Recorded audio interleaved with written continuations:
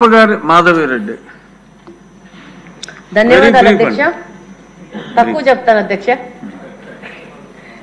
నాకు ఈ అవకాశం ఇచ్చినందుకు ధన్యవాదాలు అధ్యక్ష.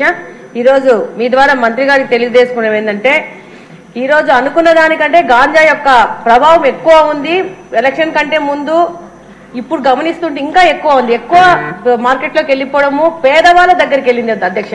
గాంజా తాగేవాళ్ళు డబ్బులున్నోళ్ళు కాదు, బాగా పేదరికంలో ఉన్నవాళ్ళు. దానికి కారణం 5 సంవత్సరాల నుంచి మద్యం రేట్లు పెరిగిపోవడము, మరి దాంట్లో క్వాలిటీలో ప్రాబ్లం రావడం వలన ఈ గాంజా వైపు మగ్గిపోవడం జరిగింది. ఇంకొక ముఖ్యమైన విషయము మంత్రి గారికి తెలియజేసుకునేది ఏంటి అధ్యక్ష, గాంజానే కాదు అధ్యక్ష, పెయిన్ కిల్లర్స్ తీసుకొని, పెయిన్ కిల్లర్స్ ని పొడి చేసుకొని, దాంట్లో సలైనో ఏదో మీడియం తీసుకొని దాన్ని ఇంజక్షన్ లోకి ఎక్కించుకొని పిల్లలు ఎక్కించుకుంటున్నారు అధ్యక్ష. దీని మీద కడప ఎస్పీ గారిని కూడా కలవడం జరిగింది.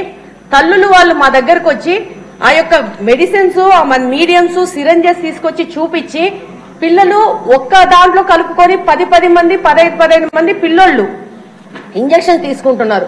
ఒకటి, ఆ ఇంజక్షన్స్ వల్ల వాళ్ళకి మత్తు వచ్చేసి ఆ విధంగా ఆరోగ్యం పాడైపోతా ఉంది. రెండో ప్రకారం ఏంటంటే అంటువ్యాధులు ప్రబలే అవకాశం ఉంది అధ్యక్ష. ఆ తల్లులు వచ్చి చెప్పిన విషయం ఏంటంటే, మా పిల్లల్ని తీసుకెళ్లి జైల్లో వేసేయండి, మా పిల్లల్ని మేము ఆపుతుంటే మమ్మల్ని కొడుతున్నారు, ఈ యొక్క మెడిసిన్స్ కొనడానికి వెళ్ళేసి డబ్బులు దొంగతనాలు చేయడము, వాళ్ళ ఇంట్లో కొట్టడము, వాళ్ళ పక్క వాళ్ళ జోలికి పోవడము, ఇలాంటి నేరాలు చేయడానికి అవకాశం వస్తా ఉంది. మేము కంట్రోల్ చేయలేకపోతున్నాము, మా పిల్లల ఆరోగ్యాలు పాడైపోతుంది, మీరు ఏమన్నా చెయ్యి ఆపండి మేడం అని చెప్తున్నారు. అంటే నాకు అర్థమైంది ఏంటంటే, ఉన్న సమస్య కంటే సమస్య పెద్దగా ఉంది. ఈ రోజు మనం కనుక్కుంటే ఏమైతుందంటే అధ్యక్ష, ఈ యొక్క మెడిసిన్స్ కొరియర్ ద్వారా తెప్పించుకుంటున్నారు. మనకున్న చిన్న సమాచారం ఏంటంటే, బెంగళూరు ద్వారా నుంచి తాడిపత్రికి వచ్చి, తాడిపత్రి నుంచి ప్రొద్దుటూరుకు వచ్చి, ప్రొద్దుటూరు నుంచి కడపకి. దీనికి బిల్లింగ్ ఉండదు, ఏముండదు. మెడికల్ షాప్స్ కొరియర్ ద్వారా తెచ్చుకొని ఆ మెడిసిన్స్ ని ఈ పిల్లలకు ఇచ్చేస్తున్నారు అధ్యక్ష.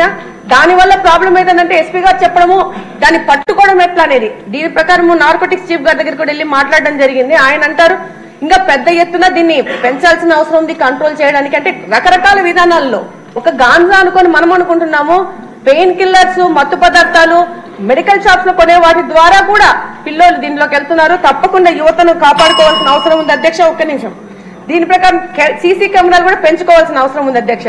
కడప నియోజకవర్గానికి వస్తే దాదాపు అంతకు ముందు ఉన్న కెమెరాలన్నీ ఈ 5 సంవత్సరాలు నిర్వీర్యం చేయడం జరిగింది. ఎక్కడైనా ఏదైనా క్రైమ్ జరిగితే కనుక్కోవాలా నేరస్తులంటే కనుక్కోలేని పరిస్థితిలో తయారైపోయింది అధ్యక్ష. ఇంకోటి అధ్యక్ష, మా కడపలో మార్పు అనే పేరు మీద ఈ డి అడిక్షన్ సంబంధంగా ప్రైవేట్ డాక్టర్స్ వచ్చి ఒక సెంటర్ ఓపెన్ చేసినారు అధ్యక్ష కడపలో. కానీ నేను మీ ద్వారా మంత్రి గారికి తెలియజేసుకునేది ఏంటంటే, ఆ అడిక్షన్ సెంటర్ పైన ఉంటే కింద వచ్చి మద్యం దుకాణం పెట్టారు అధ్యక్ష.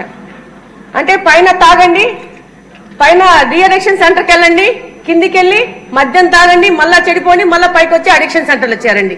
దాని మీద పెద్ద ఎత్తున మేము అధికారుల దృష్టికి తీసుకుపోవడం, అక్కడి నుంచి ఆ మద్యం దుకాణం మార్చి కడపలో మార్చి బిల్డప్ సర్కిల్లో కడపలో దాన్ని మార్చి దూరంగా పెట్టండి. ఎందుకంటే ఒక పెద్ద ప్రయోజనం కింద ప్రైవేట్ వ్యక్తులు డాక్టర్స్ వచ్చేసి పిల్లలు దీంట్లో బాధపడుతున్నారు, వీళ్ళని మార్చాలనే ఉద్దేశంని ఈ యొక్క కింద మద్యం దుకాణం పెట్టడం ద్వారా దాన్ని దెబ్బతీసినట్టు అవుతుంది అధ్యక్ష. థ్యాంక్ యూ అధ్యక్ష.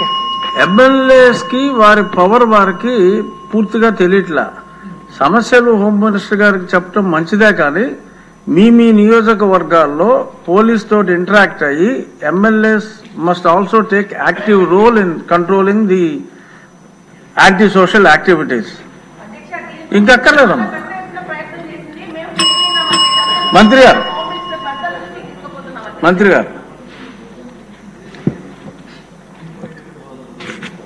అధ్యక్ష ధన్యవాదాలు అధ్యక్ష.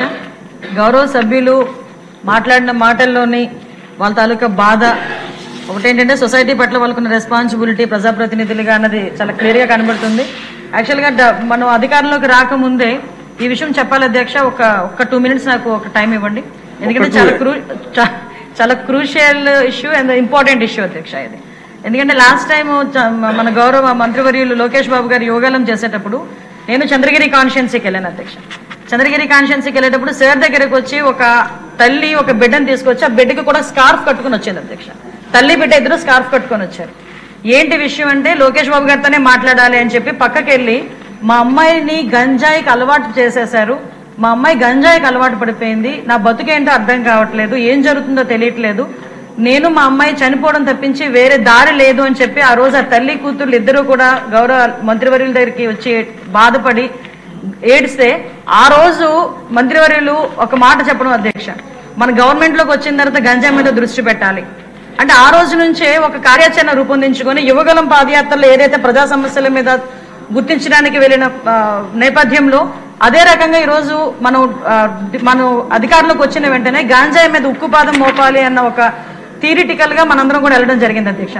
దీనిలో భాగంగానే చూస్తే నిజంగా సభ్యులు అన్నట్టుగా ఈ రోజు గాంజాయి అనేది ఎలా అయిపోయిందంటే ఎక్కడో ఏజెన్సీ ఏరియాలో పండే గాంజా కాస్త ఈ రోజు స్కూల్ బ్యాగ్స్ లోకి వచ్చే పరిస్థితి వచ్చింది అధ్యక్ష.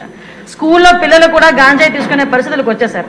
అంటే లాస్ట్ 5 సంవత్సరాలు ఇందాక సభ్యులు మన వాసు గారు మాట్లాడినప్పుడు కనీసం గాంజాయి మీద కానీ గాంజా బ్యాచ్ గురించి కానీ బ్లేడ్ బ్యాచ్ గురించి కానీ దౌర్భాగ్యం ఏంటంటే ఒక సీఎం స్థాయిలో ఉన్న వ్యక్తి ఏ రోజు కూడా ఒక రివ్యూ తీసుకోకపోవడం, ఒక ఇన్ఫర్మేషన్ కనీసం తెప్పించుకోకపోవడం అధ్యక్ష. దీని పర్యవసానం ఏదంటే 5 సంవత్సరాలు దీన్ని క్యారీ ఫార్వర్డ్ చేసుకొని ఈ రోజు ఇంతవరకు రావడం జరిగింది అధ్యక్ష. దీని నేపథ్యంలో ఈ రోజు ఈ గాంజాని ఇమీడియట్ గా మనం అరికట్టాలి అనుకునేటప్పుడు చాలా ఎక్సర్సైజ్ చేసుకోవాల్సి వస్తుంది అధ్యక్ష. సిస్టమ్ ని కూడా మనం మళ్ళా రిపేర్ చేసుకోవాల్సిన పరిస్థితి ఏర్పడింది అధ్యక్ష.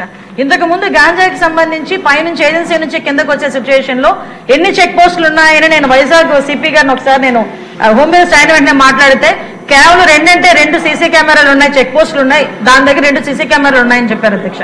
అంటే చెక్ పోస్టులు కూడా పెట్టుకోలేని పరిస్థితులు అయిపోయింది.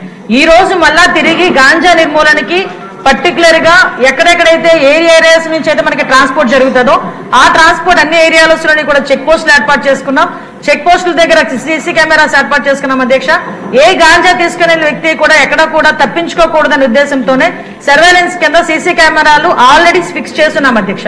దీని నేపథ్యంలోనే మనం అర్థం చేసుకుంటే అధ్యక్ష ఈ 5 నెలల కాలంలో మనం వచ్చిన ఎన్డీఏ గవర్నమెంట్ వచ్చిన 5 నెలల కాలంలోనే సుమారుగా 25,000 కేజీల గాంజాని ఈ రోజు పట్టుకొని గవర్నమెంట్ స్వాధీనం చేసుకునే పరిస్థితి, పోలీస్ డిపార్ట్మెంట్ వాళ్ళు పట్టుకుని స్వాధీనం చేసుకునే పరిస్థితి కనిపించింది అధ్యక్ష. దగ్గర 916 మందిని కూడా ఈ రోజు మనం జూన్ నుంచి అక్టోబర్ వరకు చూసుకుంటే 916 మంది మీద ఆల్రెడీ కేసులు నమోదైన వాళ్ళందరూ కూడా వెళ్ళారు అధ్యక్ష. ఇందాక గౌరవ సభ్యులు కూడా జైలుకి సంబంధించిన విషయం కూడా చెప్తున్నారు అధ్యక్ష. ఇంతకు ముందు ఏం జరిగిందన్న దాని గురించి ఈ రోజు నేను చెప్పక్కర్లేదు, మీరు చెప్పక్కర్లేదు, ప్రపంచం అంతా కూడా తెలుసు. కానీ ఈ రోజు మేము వచ్చిన తర్వాత మా నిఘా యంత్రాలు ఎంత క్లియర్ గా పనిచేస్తున్నాయంటే ఎప్పుడు నుంచి జరుగుతుందో అర్థం కాదు. రాజమండ్రిలోని ఒక ఫార్మసిస్ట్ ఒక జైల్లో ఉన్న వ్యక్తికి గాంజా తీసుకెళ్లే పరిస్థితి నిన్న మొన్న కనిపిస్తే ఇమీడియట్ గా దాన్ని మా నిఘా యంత్రాలన్నీ కూడా పట్టుకొని అతన్ని కూడా అరెస్ట్ చేసి జైలుకు పంపించిన పరిస్థితి. మీరు అన్నట్టుగానే ఎక్కువ ఏజెన్సీ ఏరియాలోని చిన్న పిల్లలు దీనికి ఎడిక్ట్ అయిపోయే పరిస్థితి కనిపిస్తుంది అధ్యక్ష. ఎడిక్ట్ అవ్వడమే కాదు అధ్యక్ష, వాళ్ళకున్న ఫైనాన్షియల్ ప్రాబ్లమ్స్ ని బేస్ చేసుకుని వాళ్ళని పావుల కింద వాడుకునే పరిస్థితి ఉంది. కాబట్టి గాంజా బ్యాచ్ల్లోని గాంజాలు సరఫరా చేసేవారు కానీ గాంజా తీసుకునే వాళ్ళకి కూడా అధ్యక్ష ఈ రోజు ఏదో తీసుకొచ్చాము, జైల్లో పెట్టేశాము, వాళ్ళకి రిమాండ్ తీసేసాము, తర్వాత బెయిల్ బయటకు వచ్చి వాళ్ళు అలా చేసే కన్నా వీళ్ళు చేసిన వెంటనే వీళ్ళ మీద పీడియాక్ట్ పెట్టడమే కాదు అధ్యక్ష, వీళ్ళ ఆస్తులు కూడా జప్తు చేయడానికి వీలైతే వాళ్ళకి ఆస్తి ఏమీ లేకపోతే వాళ్ళ దగ్గర ఉన్న ఆధార్ కార్డులు కానీ వాళ్ళ దగ్గర ఉన్న రేషన్ కార్డ్స్ కానీ అలాంటివి కూడా సీజ్ చేసే పరిస్థితి కూడా రప్పించాలి అని గౌరవ ముఖ్యమంత్రి గారు కూడా మాకు ఆదేశాలు ఇవ్వడం జరిగింది అధ్యక్ష. దాని మీద కూడా ముందుకెళ్తున్నాం. ఇంకా మీరు కడపలో ఉన్నట్టు మా దృష్టికి వచ్చింది కాబట్టి ఒకసారి మేము కూడా మాట్లాడతాం అధ్యక్ష. అదేవిధంగా డీడిక్షన్ సెంటర్స్ కూడా మాక్సిమం ఎక్కువ పెడుతున్నాం అధ్యక్ష. ఎక్కువ మంది డాక్టర్స్ ని కూడా ఈవెన్ సెంట్రల్ జైల్లోని కూడా డీఅడిక్షన్ సెంటర్లు పెట్టడానికి ఒక ప్రపోజల్ ఉంది అధ్యక్ష. ఇందాక గౌరవ సభ్యులు అందరూ కూడా చెప్పినట్టుగా ఎక్కడా కూడా గాంజాయికి ఎటువంటి విచ్చలవిడితనం అనేది లేకుండా చాలా సీరియస్ గా తీసుకున్నారు అధ్యక్ష. ఒక్క విషయం చెప్పి నేను ముగిస్తాను అధ్యక్ష. ఎందుకు చెప్తున్నానంటే ఈ రోజు మేము చేయగలము అని మన గవర్నమెంట్ చేయగలము, గాంజాని అరికట్టగలము అని చెప్పడానికి గల ప్రధానమైన కారణం ఏంటంటే గాంజాకి మేము వచ్చింది ఇమీడియట్ గా దానికి సెపరేట్ వింగ్ ఏర్పాటు చేశాం అధ్యక్ష. దగ్గర 469 మందిని స్టాఫ్ అలొకేట్ చేశాం అధ్యక్ష. అదేవిధంగా సుమారుగా దానికి స్పెషల్ గా ఫోర్స్ ఏర్పాటు చేసుకున్నాం, వాళ్ళకి స్పెషల్ గా బడ్జెట్ ఏర్పాటు చేశాం. ఎక్కడా కూడా మిగతా డిపార్ట్మెంట్ వాళ్ళతో కాకుండా వాళ్ళు సెపరేట్ గా వాళ్ళకు ఒక అధికారాలు ఇచ్చి సర్వాధికారాలు ఇచ్చి ఈరోజు గాంజాని అరికట్టే పరిస్థితిలో మనం తీసుకొచ్చాం. 5 సంవత్సరాలు ముఖ్యమంత్రిగా ఉన్న వ్యక్తి ఆ పులివెందుల ఎమ్మెల్యే ఈ రోజు అప్పటి వరకు ఎక్కడ కూడా ఒక రివ్యూ చేయకపోతే నాకు తెలిసి 5 నెలల కాలంలో దగ్గర 7 సార్లు గంజాయి విషయంలో రివ్యూ చేసిన ఘనత కూడా గౌరవ ముఖ్యమంత్రి గారికి మన దక్కింది అధ్యక్ష. కాబట్టి ఇంత కాన్ఫిడెంట్ గా మనం చెప్పగలుగుతున్నాం అధ్యక్ష. గాంజాని కానీ బ్లేడ్ బ్యాచ్ కానీ బ్లేడ్ బ్యాచ్ కూడా ఎక్కువగా రాజమండ్రి విజయవాడలోనే ఎక్కువగా ఉంటుంది అధ్యక్ష. దాన్ని కూడా అరికట్టడానికి ఈ రోజు పోలీస్ డిపార్ట్మెంట్ అంతా సన్నద్ధమైనారు అధ్యక్ష. Thank you. సిన్సియర్ గా పోలీసులు కృషి చేస్తే వాళ్ళు పట్టుకోవడం పెద్ద కష్టం కాదమ్మా. సిన్సియారిటీ విషయంలో రోజు గౌరవ ముఖ్యమంత్రి గారి నాయకత్వంలో ఆయన తాలూకా అంటే ఆయన నాయకత్వంలో లీడర్షిప్ లో ఈ రోజు పోలీస్ డిపార్ట్మెంట్ అయితే చాలా పర్ఫెక్ట్ గా వర్క్ చేసుకున్నారు. అధ్యక్ష, నేను సభాముఖంగా ధైర్యంగా నేను చెప్పగలుగుతున్నాను, పోలీస్ డిపార్ట్మెంట్ లో మార్పు వచ్చింది. ఒకటే పోలీస్ డిపార్ట్మెంట్ కి ఈ రోజు వాళ్ళ బాధ్యత ఏంటి, వాళ్ళ కర్తవ్యం ఏంటి అన్నది ఈ 5 నెలల్లో తెలిసింది అధ్యక్ష. 5 సంవత్సరాలు మర్చిపోయి ఉండొచ్చు, కానీ 5 నెలల్లో గుర్తొచ్చింది, చేస్తున్నారు అధ్యక్ష. మీ అందరూ కూడా సహకరించారు అధ్యక్ష.